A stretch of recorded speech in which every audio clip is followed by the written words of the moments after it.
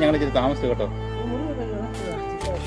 ഇന്ന് ഈസ്റ്റർ ഒക്കെ ആയതുകൊണ്ട് ഒരു സ്പെഷ്യൽ ഫുഡായിരുന്നു കേട്ടോ. ചിക്കൻ കറിയുണ്ട്, ചോറുണ്ട്.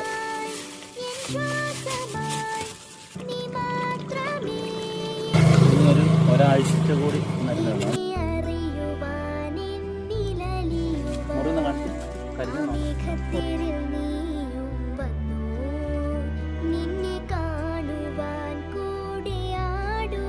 ഇന്ന് എത്ര ദിവസം? 21 ദിവസമായി.